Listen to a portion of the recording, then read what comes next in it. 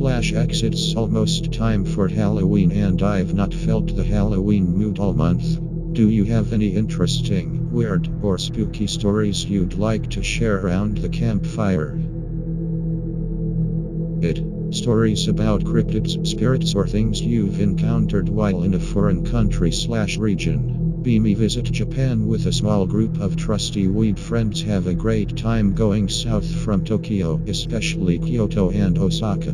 Japanese trains are truly a wonder and everyone is incredibly friendly. Food and drink is top tier too, so we're a merry bunch. Find an amazing Airbnb offer in an Osaka traditional tea house. No one objects, so we get it. Landlady is naturally really good to us too, and with a pleasant smile. She takes us around the house and offers us a bit of her tea. It really feels nice and warms our spirits since it was raining outside. Our room is a traditional room as well. Smells like wood, the good kind. Clean walls, futon on the floor, and a really neat samurai armor exposed on the wall next to us. Unusual but great. After a night playing cards, we get to sleep. Futon thing is pretty comfy all things considered, so I fall asleep fast. I have a really weird dream with some disembodied Japanese masks floating in the darkness. Kind of like Japanese themed shadow people, but just the faces. The dream is just that, the masks floating ominously and dark smoke around them.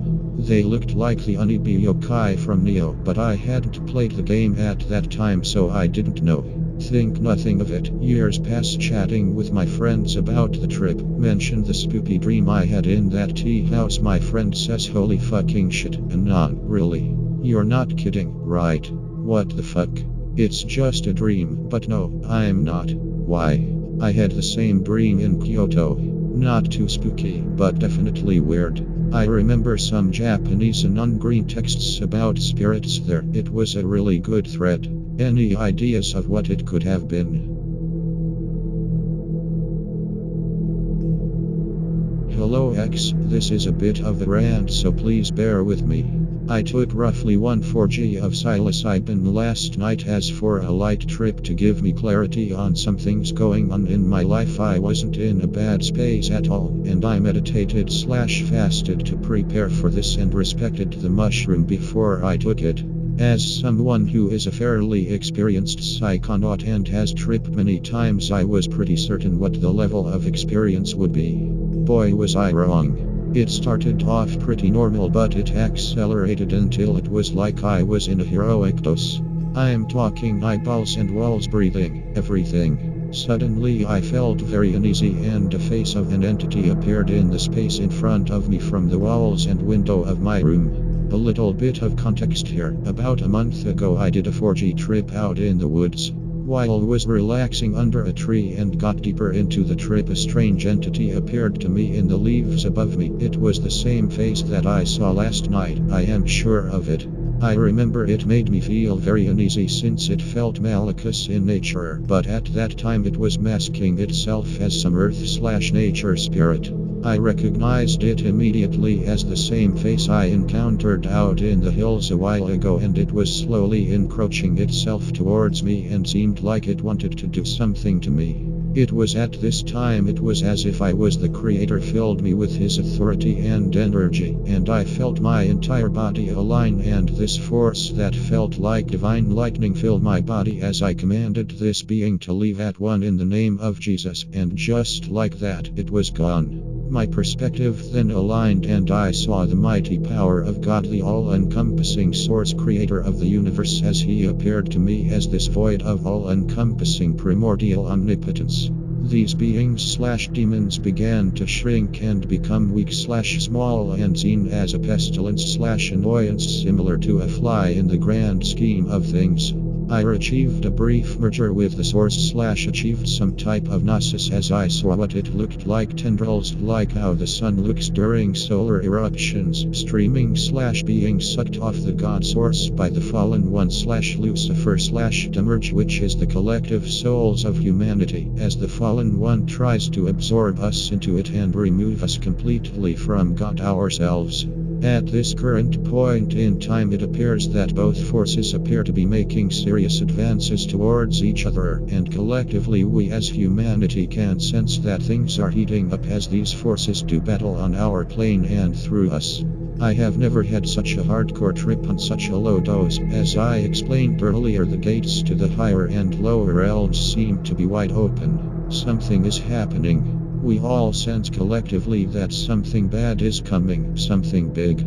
The spiritual realms seem to be wide open, seeping onto our plane. The forces of good and evil are conversing on the earth, and it seems a great battle that will determine the fate of this world is rapidly approaching. Their armies are on the march.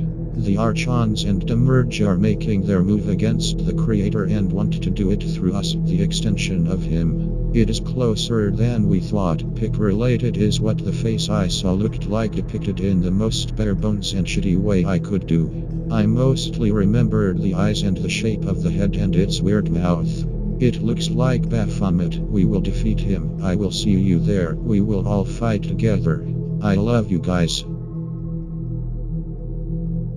Greentext time. In the woods around summertime, so dry, bright and relatively warm, hunting with a friend of mine. We'll call him Joe. In a small clearing where we've made camp. Looks like the leaves have been kicked up in a few places when we first entered. Followed it for big game. After about 400 m of walking straight following this track, Joe sees something on a tree. Antlers readying, rifle MP3, walk silently and getting closer. Yet it doesn't move. No grazing, no antlers moving, nothing. Get a full look and see that it's a fucking decapitated moose head pinned to the side of the tree deliberately. There, metal rings kept the antlers pinned into the bark. Nope the fuck out. Spot the rest of its body a little bit in the distance, but don't take a detour to investigate. We made camp about 30 km from the town. Just walk back looking over our shoulders every 5 seconds. Cut our expedition short and just chuck our shit in the truck. Ask some guy from the town if there was any shizos living in a wood. So yeah, you've got some religious folks out there. I probably dodged a cult sacrificing. Beamy 2019. Find drain tunnel near friend's house. Try to explore. Get in maybe 100 feet before it's pitch black. Go to friend's house. Hey bro, wanna come explore this cool drain with me?